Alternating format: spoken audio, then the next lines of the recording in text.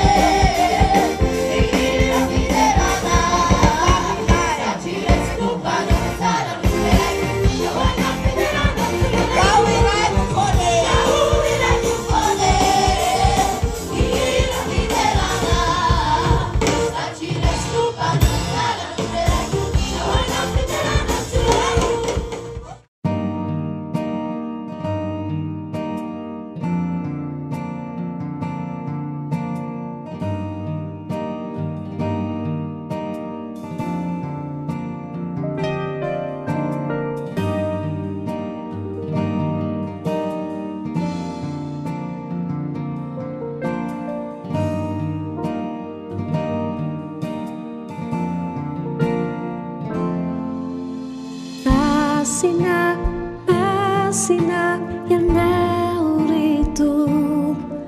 penimbunin na hijau di tani heta ni firene te heta miuviano terasiat huano agazapamai tabano kau pautata paetiana Tsara tokofaha araiky amby roapolo andinina fa voalohany ka tamin'ny faha 5 Tsara tokofaha araiky amby roapolo ny andininy voalohany ka tamin'ny faha 5 iarahantsika mamaky amin'ny anaran'i Jesosy. Andininy voalohany Ary ny lehilahy amin'ny Israely efa nenena tany Mizpa nanao hoe aoka tsy hisy amintsika hanomeny zanany vavy ho vadiny Benjamita. Dia anakany Betela ny olona ka nitoetra teo anatrehan'Andriamanitra mandra-parivan'ny andro. Dia nanandratra ny feony ka nitomany mafy dia mafy nanao hoe Jehova Andriamanitry ny Israely eo. Nanao ahoana no tonga tamin'ny Israely izao ankehitriny ka fongatra ny firenena iray amin'ny Israely. Ary noho ny ampitson'iny dia nifoha maraina koa ny olona ka nanorina altara teo ary nanatitra fanatitra dorana sy fanatim-pihavanana. Ary hoy ny zanak'Israely, iza amin'ny firenen'ny Israely rehetra no tsy niakatra teo amin'ny fiangonana anatona ny Jehova, fa efa nisy fianianana lehibe ny amin'izay tsy niakatra ho any amin'ny Jehova tany Mizpa hoe atao maty tokoa izy. Ary ny zanak'Israely nanenina ny amin'ny Benjamina ralahiny ka nanao hoe misy firenena iray voafongatra eo amin'ny Israely ankehitriny. Ahoana no ataontsika amin'ireo sisa? Azahoany vady. Fa isika efa nenena tamin'i Jehova tsy hanome vady azy amin'ny zanaka vavintsika. Dia hoy izy, iza amin'ny firenen'ny Israely no tsy mba niakatra ho any amin'ny Jehova tany Mizpa? Ary indro tsy misy olona avy tany Jabesy Gileada na dia iray akory azy nakany antopy ho ao amin'ny fiangonany. Fa rehefa voalamina ny olona dia indro tsy nisy tao na dia iray akory azy avy tamin'ny tokotany tany Jabesy Gileada. Dia naniraka lehilahy mahery 2,000 sy 1,000 ny fiangonana ka nandidy azy hoe mandehana ka mameleza ny mponina any Jabesy Gileada amin'ny lelan-tsabatra mba amin'ny zaza amin'ny amam-behivavy. Ary izao no ataonareo, ny lehilahy rehetra sy ny vehivavy rehetra izay efa nahalalalahy dia aringaninareo. Ary nahita zazavavy Virjina efa jato tsy mbola nahalalalahy teo amin'ny mponina tany Jabesy Gileada izy ka nitondra ireo ho any Antopy tany Silo any amin'ny tany Kanana. Ary ny fiangonana rehetra dia naniraka hiteny tamin'ny taranaka Benjamina izay tao amin'ny aram-bato tao Rimona ka niantso azy havana aminy. Dia niverina tamin'izany andro izany ny Benjamita ka nomeny azy ireo vehivavy efa novelominy tamin'ny vehivavy tao Jabesy Gileada ireo. Kanjo mbola tsy nahenina azy ihany ireo. Ary ny olona nanenina noho ny amin'ny Benjamina satria nisy nobangany Jehova ny firenen'ny Israely. Ho amin'ny fananareo anie ny fahasoavan'i Jesosy Kristy tompontsika. Amen. Andriamanitra raha eo kiatona andray ny fotoana dehibe izy satsabata iteranay sy anomponay ary nomezanay voninahitra ny anaranao. Misaotra raha eo satria nomenao andro enina tokoa izay hiasana sy hivelomanay. Dia nambininao sy nitahinao tokoa izay ary mba ahazoanay ny fanambinana sy ny fitahinana manaraka indray dia nibaiko anao fa tsy maintsy izay mitondra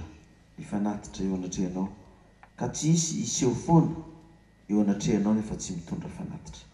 Ho dia nitondra izany izay tompo araka ny fitahina sy ny fanambinana nomenao ka dia raiso.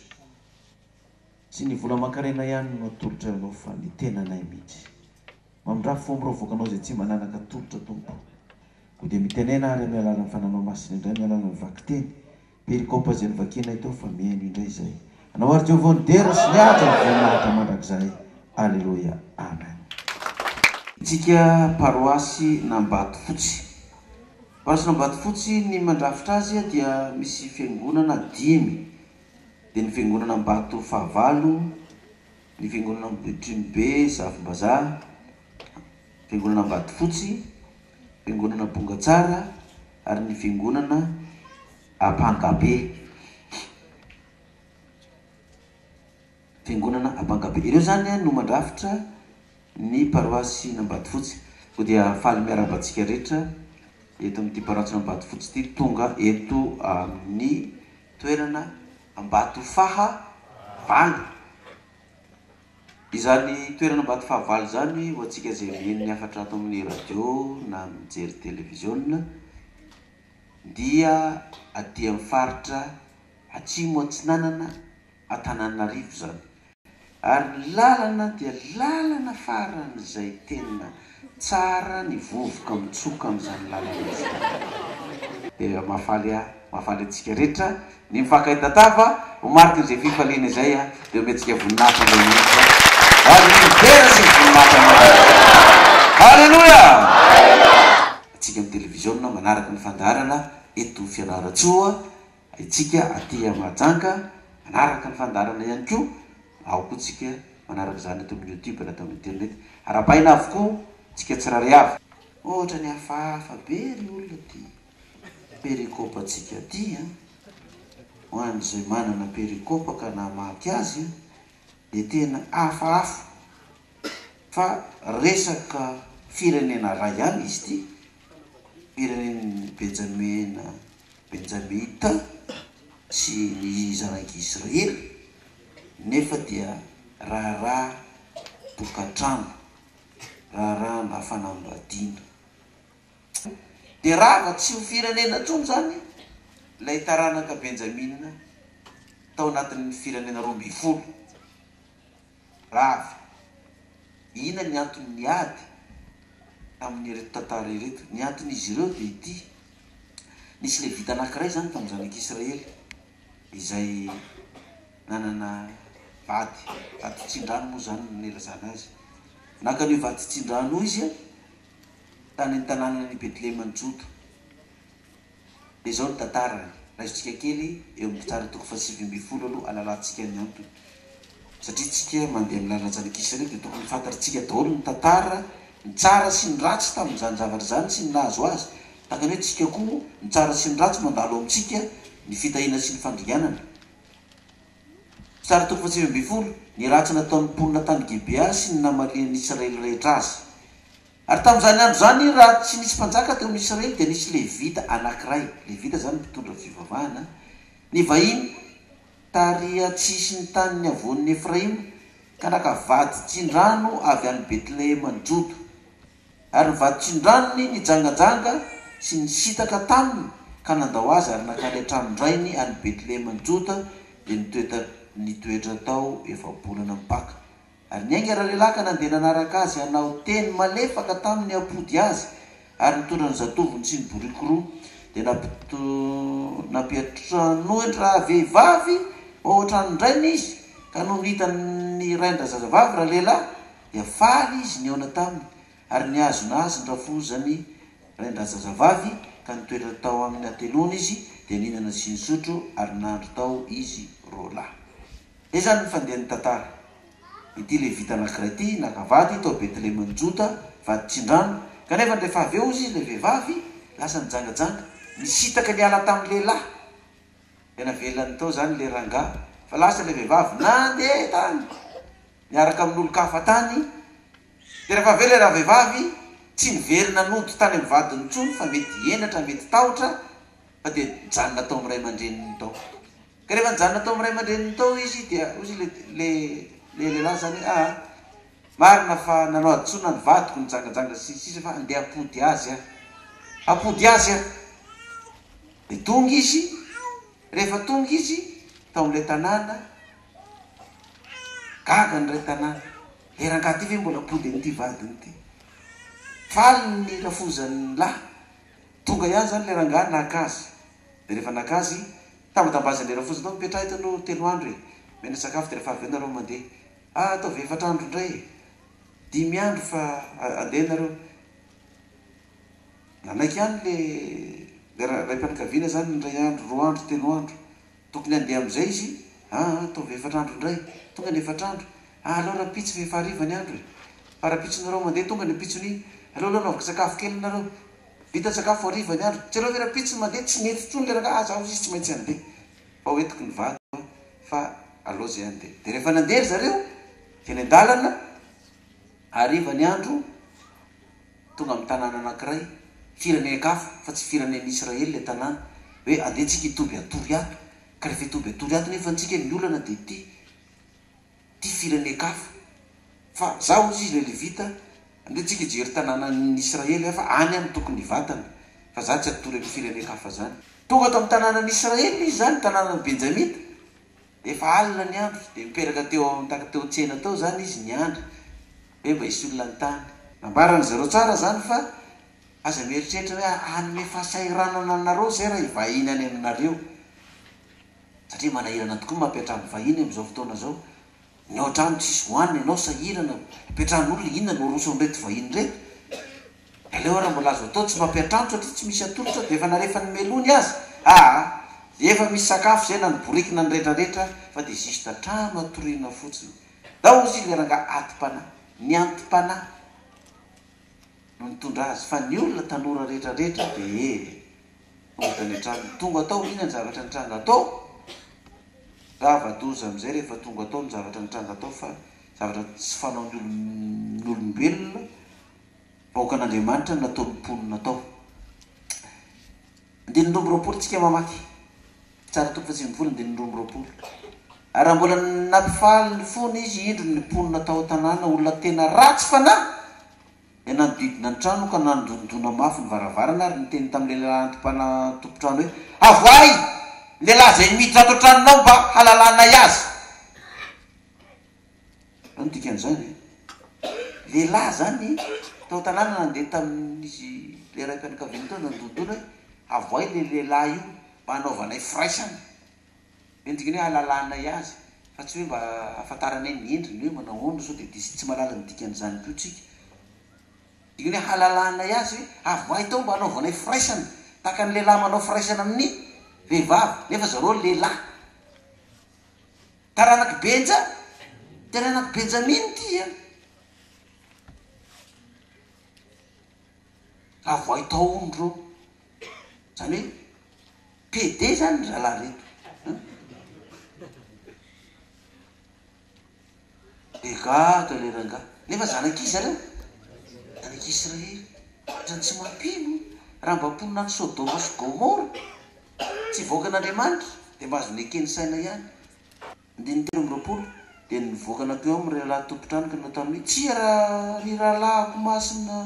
ry rahalahiko masina ianareo aza manao ratsy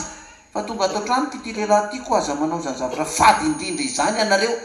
indray toy ny zany vavy virgine tsy nivady tsindranon-dra lehilahy aoka mba hoentiko mivoaka reo ka mandry aminy ary taovy aminy zay sitrakareo fa zay ty lehilahy ty nanaovanareo zany zavatra fady indrindra zany fa tsy nety ny eno azy reo lehilahy reo ka dia nalaindra lehilahy ilay vady tsindrano ka navoaka ny taniny teo alatrano dia nalalala azy izy reo ka nanao ditra taminy mandritry ny alina mandra-pahamarain'ny andro rehefa miposaka ny masoandro vao nalefa nandeha izy ary rehefa ho maraina ny andro dia tonga raha vehivavy ka lavo teo mbaravara ny tranondra lehilahy zay nitoeran'ny vadiny ka nivalanto reo teo mba mandra-pahazavan'ny andro dia ny fo maraina raha lehilahy ka namoany varavarany trano dia nivoaka ndeha tamin'ny lalakale ary indro raha vehivavy vady tsindranony miapatra mbaravaran'ny trano ary ny tanany eo amin'ny tokonana ary hoy raha lehilahy taminy mitsangana andeha sika kanjo tsy nisy namary dia nibetaindra lehilahy izy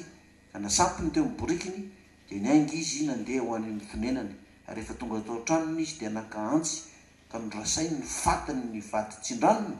dia noraisiny araky ny famavaina ny taolana roa ambin'ny folo toko ka nampitondray ny heran'ny tanin'ny Israely rehetra ary hoy izy rehetra nahita tsy nisy zavatra natao nahita toy izany atranony andro ny akaran'ny zanak'Israely avy tany amin'ny tany Egypta ka mandraka androany hevery zany samy makasaina ka mbarao dietrerito am'izany zava-dozany izany re olona efa tsy hitan'le olona antitra zay atao dia nafarany hoe ty vady tsindranonao ty aloha nyle fasoany mivoaka any aloha hita zay ataondreo lehilahy na voaka tany le vehivavy zany lehilahy rehetrarehetra tao tanàna zany dia nilahitra tamin'io vehivavy io daholo ny taranaky benjamina rehetrarehetra nilarany zareo teo zany ilay vehivavy vadin'ity le fita ity nanaovan'izay sitrapony mandra-parain'ny andro avy eo nateriny tao mbaravarana maty teo le vehivavy eritrereto am'izany maty raha hoe mba jiolahy na dahalo no nanolana ity vehivavy ity dia mba normalina ihany jiolahiko la tsy mivavaka zany dahalo manolana zaza amam-behivavy normal fa ity dia tena firenen'ny zanak'Israely nyray tamin'ny firenena Benjamina, taranaky Benjamina. Mahita daholo ny olona ny andalina izy ty fatin'olona mifatotra, fatim-behivavy mifatotra ty. Amizay tsisy akanjo fa miboritana. Iza ny nanao an'io? De teny le Levita hoe io ny nanaovan'ny taranaky Benjamina anahy ozy izy. Io ny nanaovany anahy. Fa vatoko. Ha! Taizany na de niainga avy tany Egypta tsy mbola nisy tato amin'ny firenen'ny Israely na vita zavatra mamofady ohatran'ity. Fa miheveritsika izay anaovantsika n'ity raha ty. Tena nomboka teo am'izay ny firenena raiky amby folo tamin'ny Israely nitambatra am'izay zareo. Ary nagaga tamin'izy ty rehefa rafitra ny ady nidingina reto taranaky Benjaminita reto. Satria zareo nanao ranzoma ihany ny ranzoma nataony zareo de hoe alefa saoty aminay zay lehilahy na vita ny zava-dratsy io. Pao vononay. Zareo tsy nanaiky. Hoe tsy alefanay fa ataovy zay ataonareo fa zay koa vonona iady. De ina ny zavatra nitranga? Rehefa tsy nanaiky reto taranaky Benjamina reto, metsy iady. De ozy izy ny taranaky Israely ndao ny tanonina Jehova amin'ny firenena 12 ty paroasin'izy no de voalohany. De niditra ny taranaky Jota. Nanafika voalohany. Ina ny vokany? 912.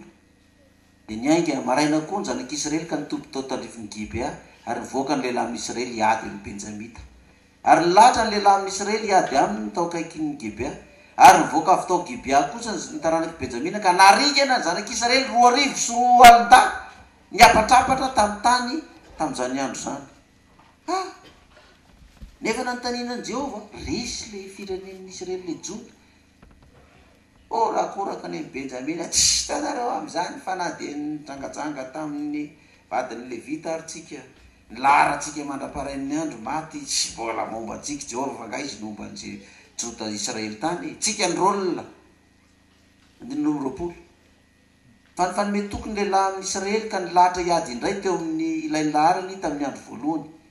Ary niakatra ny zanak'Israely ka nitomany teo anatrehan'i Jehova mandraparivany andro dia nanontany an'i Jehova hoe androso indray va aho iady amin'ny taranaky Benjamina rahalahy.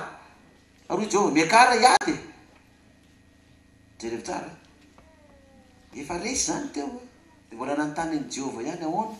Mbola andeha iady amindreo zay ireo ve zay sa ahoana? Jehova. De miteny indray Jehova ndana miakatra miady. Dana indray miady.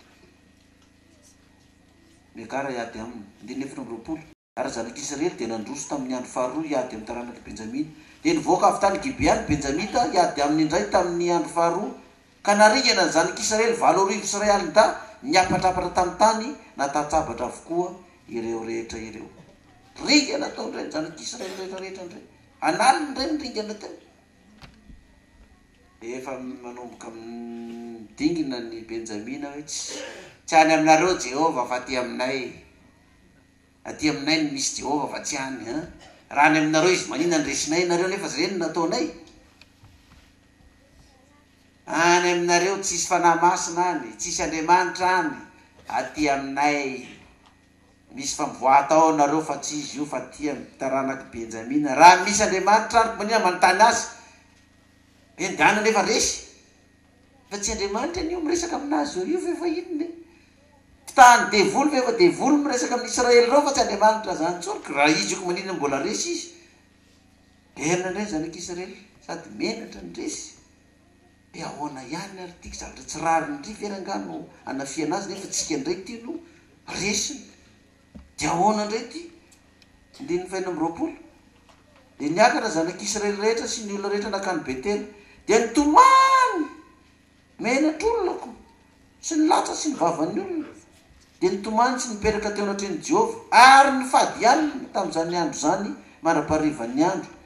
Ary nanatra fanatitra dorana sy fanatim-pihavanana teo anatrehan'i Jehova izy. De nanontany tamin'i Jehova ny zanak'Israely, mba tsy leo akory zareo. Nanontany tamin'i Jehova ny zanak'Israely, fatao ny fiarana faneken'Andriamanitra tamin'izany andro zany. Ary Finesary zanak'i Elezara zanak'i Arona nijanona teo anoloany tamin'izany andro zany. Nanontany zany zanak'Israely tamin'i Jehova ka nanao hoe mbola hivoaka indray fa aho iady amin'ny taranaky Benjamina rahalahy sa hitsahatra. Ary Jehova miakara fa raha pitso dia tolotra eo tananao izy. Miakara fa raha pitso dia atao inona izy? dia tsisy tamin'ny zanak'Israely nanao zao sao dia mba tsy Jehova tsony zalahy ny atao amintsika tsy miova ny teniny hoe Joda sy avy miakatra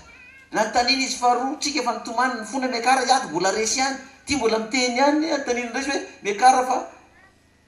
atolotra tananareo am'izay izy dia tsisy tamin'ny zanak'Israely sao dia mba tsy Andriamanitra tsony rangaza miteny zany sao dia maty any rehefa firy ny ripaka tao firy amintsika fiangonana zao ny tratran'ny zavatra oatra zany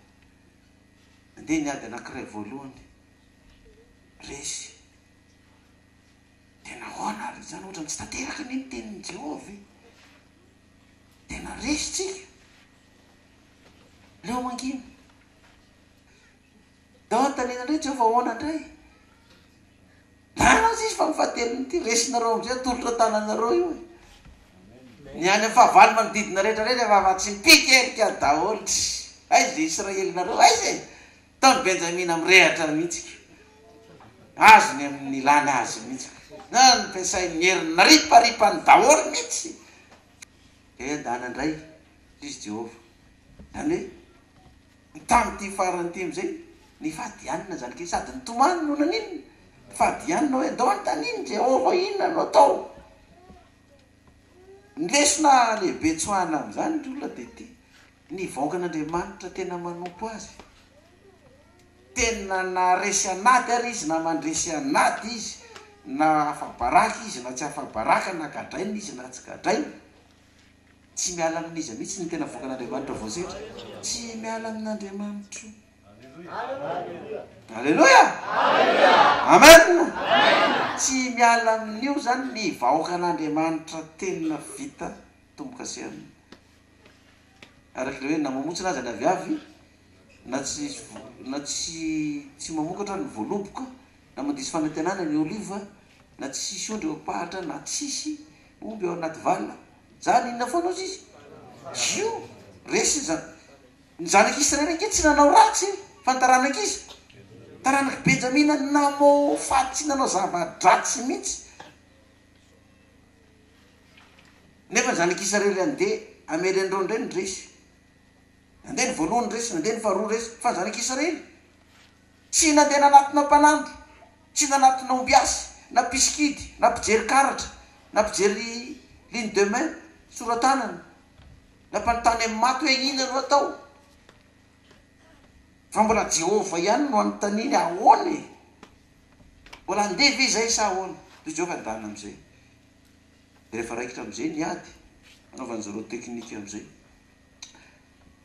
izy ty dia mitovitovy ty teknika nataon'ny zanak'Israely ty tamin'ny tantaran'ny zanak'Israely rehefa nitazona ny zavatra vozona dia resy ny firenena ay zanak'Israely resy ny fahavalo tolo nefa tafita ny Jordana nampatonga ny Joshua lazo inona ty Jehova zava-doza fa tondra ndrety voaka rety ny apitany Jordana zany fa resy ny fahavalo toy izy Jehova hoe ny antony hoe misy mitazona zavatra vozona fa soro dia resinareo dia rehefa nasorona tokoa le zavatra vozona ty nataon'ny zanak'Israely nanafianany ay nandreseny anazy tamin'izany satria nieritreritra ny ponina tao ay hoe fa resy ny zanak'Israely dia milefa indray iverina nafika ataketsika indray ozy izy dia teknika iny ihany ty manao tadidositra ty ihany koa nataony zareo andiny fa tsy mbiroapolo mitoko faharoapolo ary nasian'ny Israely otrika manodidina ny Gibea dia niakatra zanak'Israely tamin'ny andro fahatelo iady ny taranaky Benjamina ka nilahatra tandrify ny Gibea tahaka ilay teo aloha ihany dia nivoaka ny taranaky Benjamina iady tamin'ny olona ka voatarika niala tamin'ny tanàna izy ary nanomboka namely sy nahafaty olona tahaka ny teo aloha dia tokony ho telopolo lahy teo amin'ny Israely tany antsapanan-dalana miakatra ho an'ny Betela ny anankiray ary ny anankiray kosa ho an'ny Gibea ny antsaha ary io ny taranaky Benjamina resy eo anonintsika tahaka ilay teo aloha ihany izy fa hoy ny zanak'Israely andeha hanao taridositra itsika mba hampiala azy amin'ny tanàna ho any an-dalambe tanareo zay le teknika natao tary amin'ny tamin'ny ay hoe mody manafika avy telo tsika fa sivy olona miotrika miafina ny ambadika any dia sitonina zareo tanàna hivoaka hiala tao ka rehefa mivoaka miala tao zareo tsika mody manao taridositra mandositra dia anenjika tsika izy io fa resy oatra ny teo ihany fatao etsena sady orakoraka be tsisy otrany mihitsy nisioka am'izany ty izy farany efa lefa takeo mivoaka daholo ny lava tanjaka atao tanàna nanikitrika ary mety mba nivoaka daholo satria fa nitroka ny fahavalo kanto izy nivoaka rehetra tao tanàna iny nanentsika nivoaka le otrika atao mibadika sady niditra tao an-tanàna ary izy niditra tao an-tanàna ny fanarahany zareo dia tsotra kely rehefa tafiditra ao ana tanàna nareo ary gany daholo zay ao a dia ampireto ny tanàna fa rehefa hitanay misy setroka mirehatra ao mirehatra ny afo sy ny rehetrarehetra ifoteranay am'izay reto manenjika anay reto ifoteranay am'izay reo zay ny tsy teknika stratégie nataony zareo dia ny benjamina tokoa rehefa nito efa nilefa ndray tsy ohatrany mahazatra io hoe efa lazaina fa tsisy andriamanitra tsony ao efa nafaty 30 fa niany mahagaga anaminy zany resaka zany tena ohatrany tsisy dikany zany le maramila maty am'zareo zany dia tsy haiko izy ny 30 maty tao anatin'izany tanàna zany perte fotsiny le 30 maty nefa nivoaka naniny rehefa avy eo zany voaka nandresy any zany dia iny rehefa nanomboka niakatra ny setroka nitodika indray ny maramila ny benjamina reto izy ny tena ary misy setroka amin'ireny mivoaka ao tanàna fa mirehitra ny tanàna fa ahoana tena nisy nanafika indray tsika izy andeha hiverina le nenjena ny fototra nanenjika azy indray tao tanàna ny verina latsaka ampivoany tao am'izay jaraky taranaky benjamina ny fandrafetany zareo tao am'izay tsisy navelany miangana ireo rehetrarehetra reo eo ny ilazany azy ato amin'ny tianantsika azy andininy fa 9 andininy 10 tika tsy maninona ka ary Jehovah namely ny benjamita teo ny lohan'ny Israely atamin'izany andro zany taranaky benjamina dia nafatesany zanak'Israely 105,000 amby 2 alina zato 25,100 zany ny olona maty zany natatsabatra avokoa rehetrarehetra reo ary hitany taranaky benjamina fa resy izy ary lehilahy amin'ny Israely nanao tari-dosotra tamin'ny benjamita satria natoky ny otrika izay efa napetrany teo akaiky ny gibe azy ary ny otrika ny rotra faingana ka ny gibe dia nandeha faingana ka namely ny tanàna rehetra tamin'ny lerajabatra ary ny famantarana ny fanekeny lehilahy amin'ny Israely sy ny otrika dia tsanganafo lehibe savonao tanàna ary nirona tamin'ny adiny lehilahy amin'ny Israely taranaky benjamina nanomboka namely sy nahafaty lehilahy amin'ny Israely tokony 30 lahy teo zany fa ho izy resy tokoa eo ny lohatsika izy tahakany tamin'ny ady voalohany fa raha vao niakatra avy tao tanàna ny setroka mitakosona dia nielika ny taranaky benjamina ary indro niakatra ho any amin'ny lanitra avokoa ny setroka ny tanàna ary raha niverina ny lehilahy amin'ny Israely dia talantsona ny benjamita satria hitany fa efa nidiran-dojo izy dia ny mbo teo ny lohany lehilahy amin'ny Israely akany amin'ny lalana ho any anefitra izy fa niady nahatratra azy ary zay nivoaka avy tao tanàna koa dia nivonomy teo nanemitra ny benjamina izy ka nanenjika azy ary nanitsaka azy mora foana tandrifin'ny gibe atsinana ary ny benjamita dia nafatesany 7,000 sy 1 alina lehilahy mahery avokoa ro rehetrareo dia nivily ny sisa ka nandositra nakany anefitra ho any amin'ny aram-bato any amin'ny Rimona any Rimona ary ny voatsipona teny an-dalana dia 10,000 lahy ary mbola nenjena mafy any hatrany Gidoma izy ka nafatesany 2,000 lahy ary ny benjamita rehetra zay lavo tamin'izany andro zany dia 10,000 sy 2 alina natatsabatra lehilahy mahery avokoa ireo fa nisy 900 lahy niodina ka nandositra nakany ny efitra ho any amin'ny aram-bato any Roma dia nitoetra tao 4 bolana ary ny lehilahy rehetra amin'ny Israely niverina indray tany an-taranaky benjamina ka namely azy tamin'ny lelatsabatra hatrany amin'ny olona tao tanàna ka hatrany biby fio ary zay rehetra hita ary ny tanàna rehetra zay hitany dia nidorany tamin'ny afo avokoa 900 lahy zany sisa avitra tamin'ny taranaky benjamina vita ny taranaky ireo 900 lahy reo dia nilefa tany anaty tendrombohitra tany anaty lavabato tany ary dia zay tsika fa tonga amin'le perikôpantsika mitoko 120 tonga eo amin'izay tsika hoe nanenina indray ry zareo hoe rava le firenena ray dia inona no atao dia avarany dia tsotra kely hoe andaotsika angataka amin'i Jehovah fa firenena ray namantsika rahalahntsika io andao averina ka ahoana no amerenan'io firenena io tsy hoe tsy hitadiavana vady reo atsovy le 900 lahy ny afinany dia andao hitadiavana vady mba hiverina ho firenena ray indray 900 lahy zany sisa no anangana firenena anankiray dia njavatra nataony zareo hoe ina ary no atao zany anomezana vady an'ireo atsovy reo izy akaty amin'ny raha tsika forao fa tsy vonoana reo 900 lahy reo dia omena vady ka ona ny fomba nomezana vady azy dia zao ny zavatra nataony zareo eo amin'le 15 toko 125 io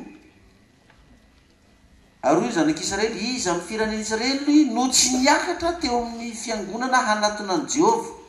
fe efa nisy fianianana lehibe ny amin'izay tsy niakatra ho any amin'ny Jehova tany Mispa hoe atao maty tokoa izy ary zanak'Israely nanenany amin'ny Benjamina raha lanika na hoe misy firenena ray voafongotra eo amin'ny Israely ankehitriny ao no ataontsika amin'ireo azahoany vady sisa azahoany vady fa tsika efa nianiana tamin'ny Jehova fa tsy hanome vady amin'ny zanakavavitsika tsy hanome vady azy amin'ny zanakavavy tsika eo izy amin'ny firenena Israely tsy mba niakatra ho any amin'ny Jehova tany Mispa dia tsy niakatra zany ty Jabesi Gileady ty tsy niakatra dia rehefa tsy niakatra izy ireo tamin'ny fotoana lehibe io dia nataony zanak'Israely ahoana 10 dia naniraka lehilahy mahery 2,000 sy iray alindany fiangonana ka nandidy azy hoe mandehana ka mamelezany mponina any Jabesi Gileady amin'ny latsapatra mba ny zaza amam-behivavy ary zao nataonareo ny lehilahy rehetra sy ny vehivavy rehetra izay efa nalalalahy dia aringanareo ary nahita zavavy Virginie efa jabo tsy mbola nalalalahy teo amin'ny mponina atao Jabesi Gileady izy ka nitondrareo ho any Topy tany Silo ho any amin'ny tany Kanana ary ny fiangonana rehetra dia naniraka ny teny tamin'ny taranaka Benjamina zay tao amin'ny aram-bato tao Rimona ka niantso azy hiavana aminy dia niverina tamin'izany andro zany Benjamina ka nomena azy ireo vehivavy efa nivelomina tamin'ny vehivavy tao Jabesi Gileady ireo kanjo mbola tsy nahenina azy ihany ireo vehivavy efa jato tsy inona no azo zareo nisy firy lehilahy enjato tsy ampy 200 zany ny vehivavy ka dia nalamina ataony lalahy dia nalamina dia nahazy vady ny firenena Benjamina dia nilamina ihany ina moa zany ny lesona hotsoahana amin'izany reo izy ty zany dia izao na dia ao amin'ny firenen'ny Israely ary voakan'Andriamanitra zany dia misy firenena ray manao zavatra tena mamofady ary reo dia tsy maintsy atao ino aringana mihitsy fa ny zay sisa tavela tsy mba niraitsy kombakomba amin'izany dia azo mbola récupérena azo mbola votana amin'le firenena ohatra hoe misy fiangonana tena anao zavatra mamofady mihitsy tsy mampanenina mihitsy akatony io fiangonana io hoe akotana ambony ambany dia tsy mampanenina mihitsy zany satria zavatra vaovao omen'Andriamanitra antsika ty amin'ny rafitra hitantanana ny fiangonantsika raha misy fiangonana iray na paroasy iray na tao hoe régionaly iray mihitsy azy nefa mivoana amin'ny lalana sy ny rafitra zay nitondran'Andriamanitra antsika ka manao zavatra mamofady dia hitangorona ny rehetrarehetra mihitsy mandringana an'iny toeran'iny manafoana an'iny manakatona an'iny ka na iza mpitarika azy tao na pastera na missionnaire na evangelista na olona na iza tompona ndraikitra tao ka ireo fiangonanareo ko niaraka nyrahina tamin'ny zavatra tsy manjary izany zay olona rehetrarehetra petsapetsa tao ho asorona roana tsisy isan'ny fiangonana intsony dia ilo hoe zay tapahany aty dia tapahana any zay voavela any dia voavela aty ka zava-doza renao roana tsisy isan'ny fiangonana izany raha avenao ny voaroka tsy ho isan'ny fiangonana miala n'izao fiangonana zao dia jefa na niasa tato ny osotra anao tato miara-miala aminao koa zay ny sary ny afatra omenantsika aty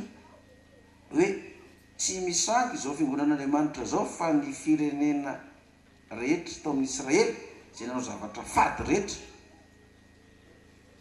dia naringan'ny zanak'Israely hiala teo anoloana fa ny sisa tavela ny tadiavany vady hoe tsy ho fongorona ny firenena zany hoe ny fiangonan'Andriamanitra zany rehefa ripaka daholo ireo olona rehetrarehetra no zavapady reo dia velomina indray le fiangonana rehefa avy eo zay ny sariny zany fa tsy hoe dia tsisy tsony le firenena ozy zany le fiangonana paroasy anankiray na fiangonana anankiray nakatona natony zao dia tsy sokafana tsony iny reo olona reo norigina fa le fiangonana rehefa avy eo atao inona indray zany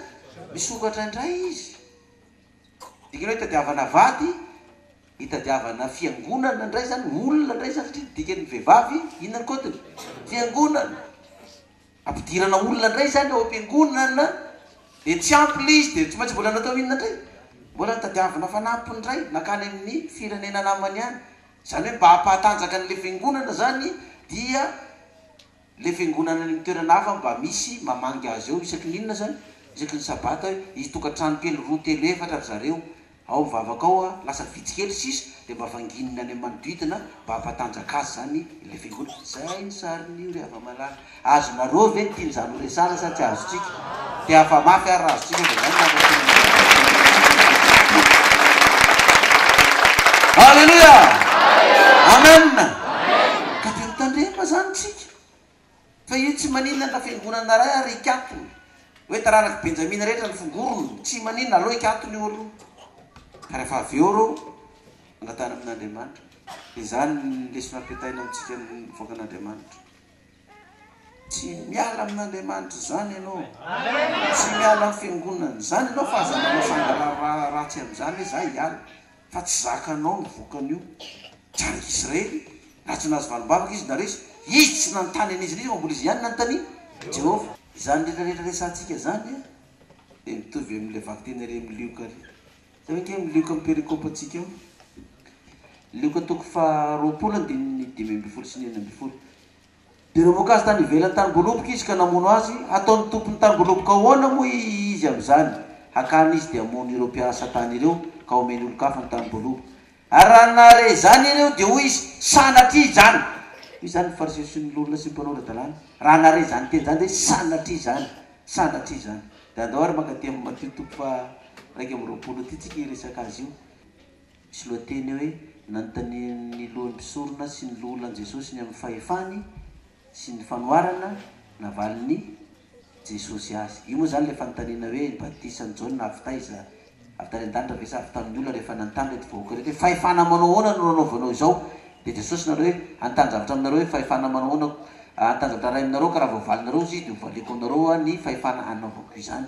de nanontany Jesosy azy amin'ny 5:20 hoe ny batisan'i Jaune avy taiza moa izany avy tany an-danitra sa avy tamin'ny olona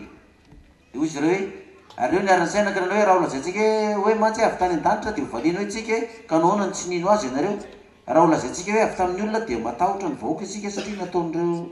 taon'izy rehetra ho mpaminany Jaune de namaly an Jesosy nareo hoe tsy hainay zany de hoy Jesosy tamy zao koa tsy ilaza aminareo zay fahefana anaovako zany mpono kosa nihevitrareo nisy lehilahy nana zanaka roa lahy de nakeo amin'ny lamatoa izy ka nanao hoe anaka andeha miasa any tany boloboka an'io fa namaly izy ka nanao hoe tsy andeha aho nefa no niafaka zany de nanenina izy ka nandeha ihany de nakeo amin'ny faralahy izy ka niteny toy zany koa ary izy namaly ka nanao hoe andeha tompoko kanjo tsy nandeha izy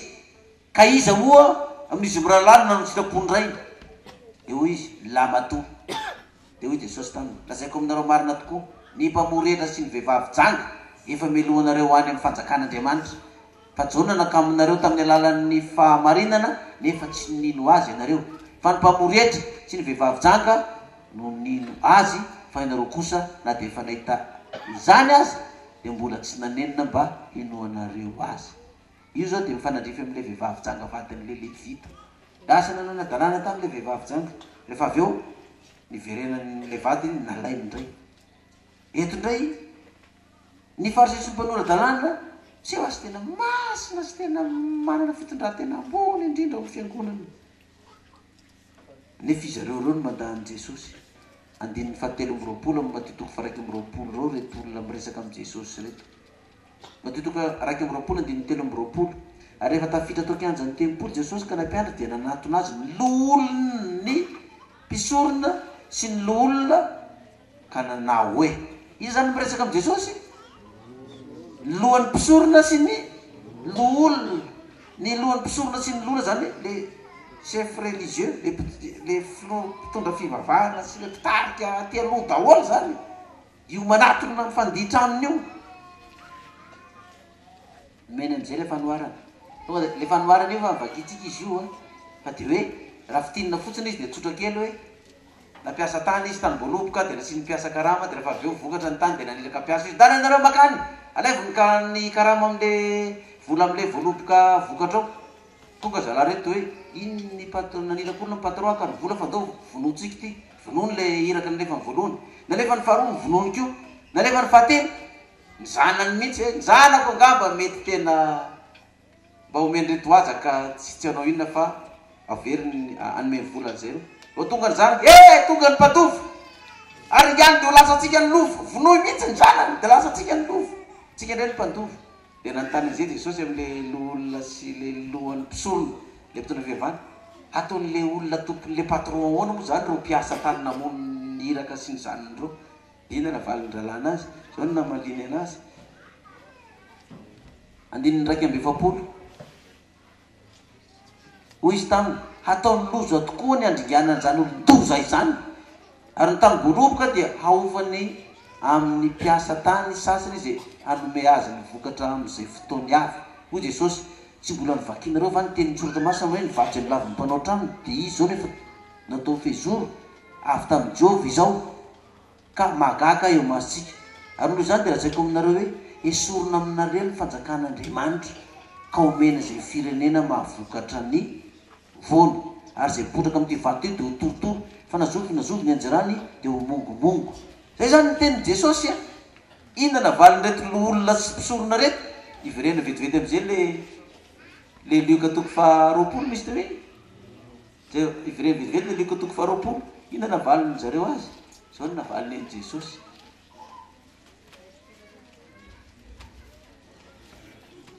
Ahoana ozy izy lioka toko faharoapolo andininy enina amby folo tapany faharoa io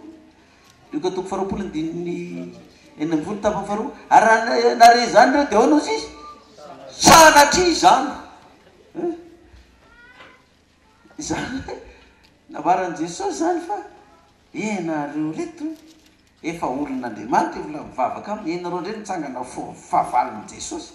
enareo ndray nitsangana fahavaliny tiafatra ity a dia zao arak'izay teninareo zay tokoa ny raha tonga ny tompon'ilay tany atao ina reto mpiasa nanao zava-doza reto izy nareo hoe ho atao faran'izay loza mihitsy ahita loza. Dia ny tena amby efapolo matitoko faraiky amby roapolo ary noho izany dia lazaiko aminareo esorona aminareo ny fanjakan'Andriamanitra ka omena izay firenena izay mahavokatra ny voany ary izay botraka amin'ity vato io dia torotoro fa nazovi ny anjarany dia ho mongomongo. Andininy dimy amby efapolo ary rehefa reny lohan'ny mpisorona sy ny fariseo ny fanoharana ataon'i Jesosy dia fatany fa ny tena nolazainy tamin'izany toy izay sanatry zany sanatry zany. Ingery olona le zavatra resantsika ty dia resantsika ty afatra omena antsika ty inga avy any Egypta dia nitany ranomasina mena dia nitany Jordana dia lesana daholo zavatra voaozo dia natany sanatry zany tsy ho avy aminay zany fa ianareo midiran-doza ianareo mijanonao tsy zahay mihitsy fa ianareo mijanonao ny idiran-doza fa sanatry zany avadika anjareo rehefa izy hoe sanatry zany fa tsy ho avy aminay zany esorona aminareo izy izy